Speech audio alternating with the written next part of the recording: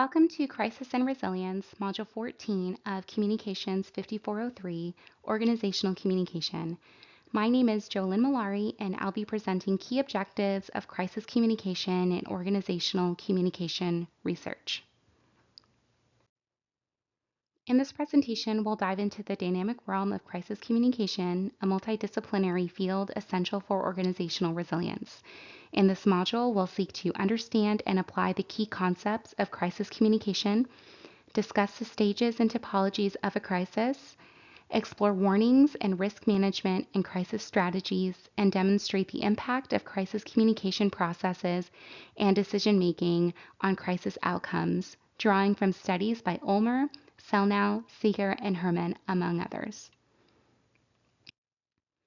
Let's start by defining what we mean by a crisis in an organization. A crisis can be defined as a high consequence event or series of events of little to no predictability that either really or perceptually threatens the performance of public perception of an organization, consequently causing the organization to engage in sense making to reduce uncertainty and restore stability.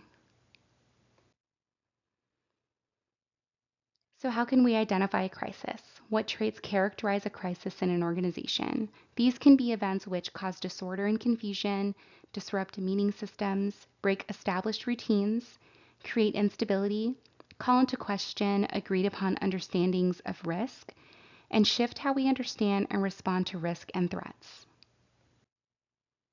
The area of study that encompasses the practices by which organizations communicate before, during, and after an organizational crisis can be understood as crisis communication, and effective communication during crises is important for organizations for both managing and mitigating the impact of the crisis. There are three stages of a crisis, and this includes pre-crisis, crisis, and post-crisis. In the pre-crisis stage, preparing for potential threats and building relationships with stakeholders, both internal and external, is important, and we'll understand this a little later even more when we discuss how preparedness impacts decision making. Recognizing crisis triggers and effective communication is critical during the crisis stage, followed by post-crisis, the third stage where organizations are focusing on learning, they're analyzing their steps from before and during the crisis, and they're applying these learnings and their steps to recovery and renewal. Let's think a little bit more about the pre-crisis stage. This stage is paramount. As mentioned before, this stage involves threat identification. It involves developing and applying processes for prevention, relationship building to establish trust, and even trainings across an organization. Being proactive minimizes potential damage, and it also helps an organization to navigate crises more effectively. Types of crisis. Crisis typology categorizes crisis into intentional human-made crises, accidental human-made crises, and natural crises. Understanding these categories is important for organizations in their post-crisis analysis and tailoring response strategies to different crisis types during the crisis. And with the identification of a crisis, organizations can tailor various preventative strategies in their planning.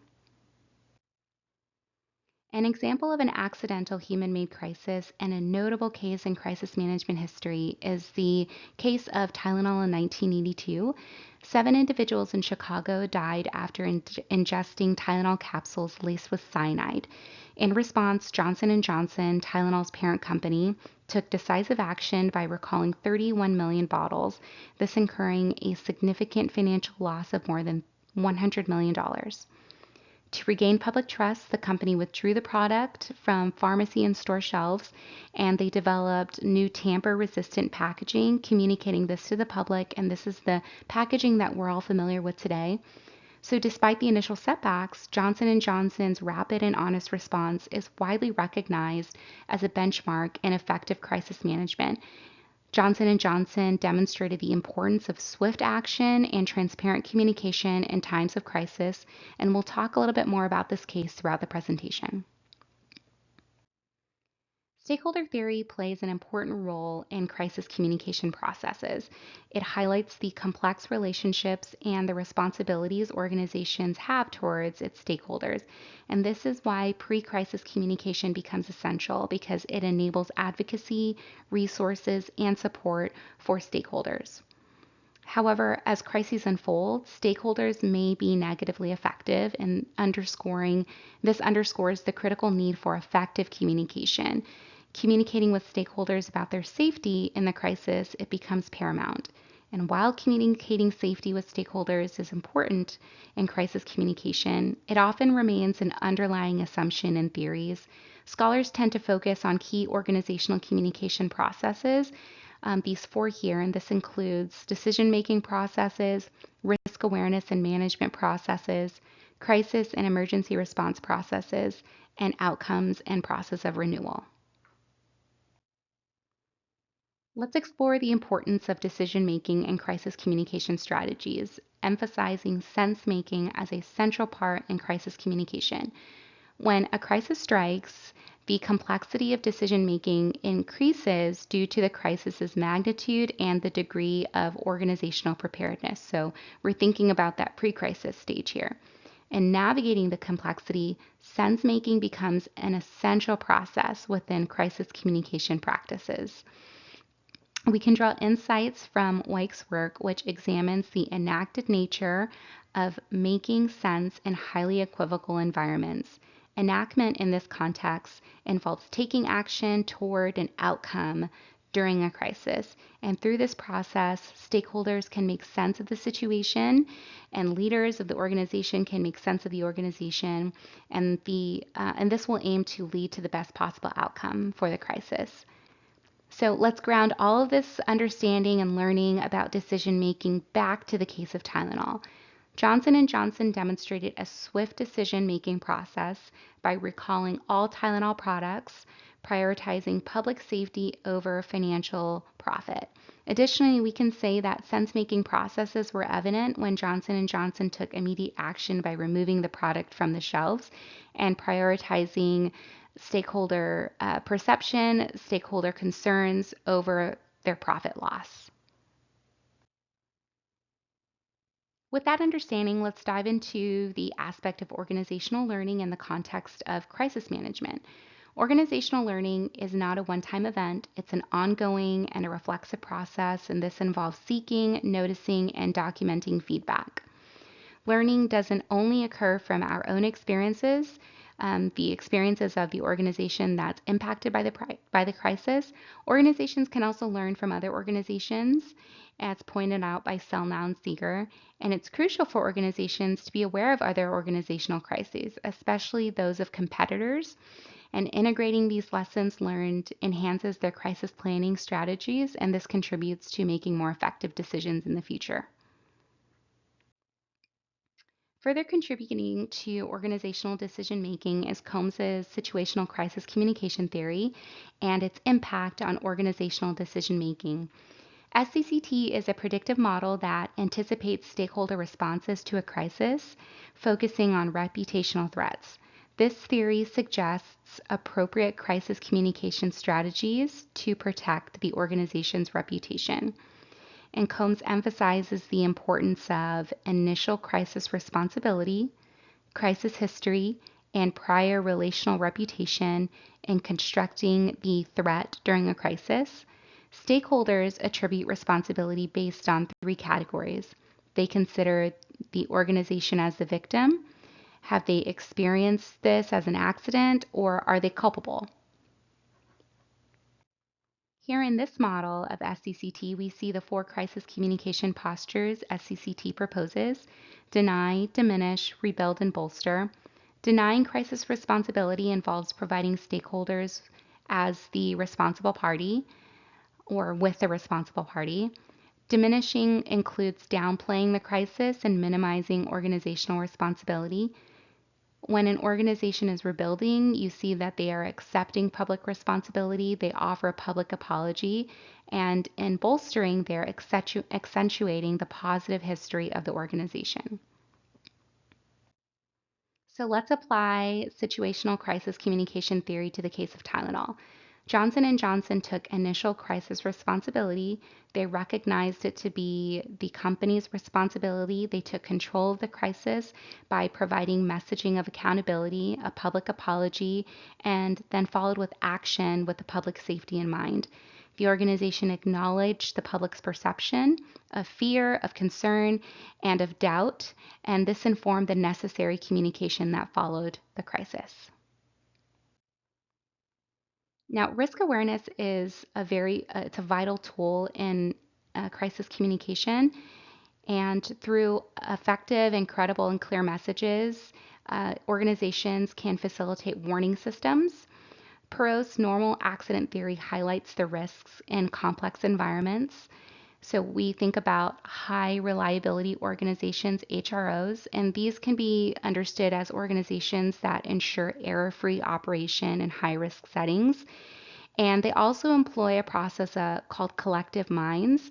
And through collective minds, the individuals of an organization are coming together and they're making decisions to benefit the organization with the goal of stability, of gaining stakeholder trust. And this is all a part of the crisis decision making process. So in the case of Tylenol, Johnson & Johnson proactively communicated the potential risks associated with the tampering incident, and their response reflected principles of an HRO, of a high reliability organization, by emphasizing collective mindfulness to anticipate, to mitigate, and to respond to risks effectively. An example of a warning system that we're all familiar with is UTSA's emergency alert. We get this by text. Here's an example. And this is something that allows us to receive communications from the organization, from UTSA, before, during, and after a crisis. We can also see these sorts of emergency alert systems in the Weather Channel, on news alerts on the television, and in different applications that we have on our phone. Corporate social responsibility. This involves how an organization shapes policies and allocates resources to enhance its social, political, and environmental impact. So think about organizations that reduce environmental footprints and engage in charitable giving. They are responding to and are influenced, public opinion is influenced by the organization's uh, commitment to social responsibility. So, how does corporate social responsibility play out in the eyes of the stakeholder, and how is that related to crisis communication? It's key to shaping their perception of an organization, especially during a crisis, because stakeholders don't necessarily have to just lean into the response, but they can also think about the ways that an organization is responding ethically and morally, and aligning that with their own commitments as an organization, and also considering stakeholder concerns. In the aftermath of a crisis, effective communication not only outlines a path towards recovery, but it also plays a pivotal role in shaping the outcomes of renewal. Post crisis, discourse of renewal focuses on achieving organizational stability, success, and renewal. And in these processes, organizations are prioritizing image restoration to positively influence stakeholder perceptions. Crisis events, they're framed as critical learning opportunities and also opportunities for continuous improvement. And an example of a renewal narrative is one that looks forward, it reshapes the organization, and it responds authentically. And through this process, organizations and leadership, they are affirmed. Their voice should also be affirmed in communication, and stakeholders can gain a sense of trust through the messages, and they can move forward with the organization, trusting them as somebody that they can continue following the crisis.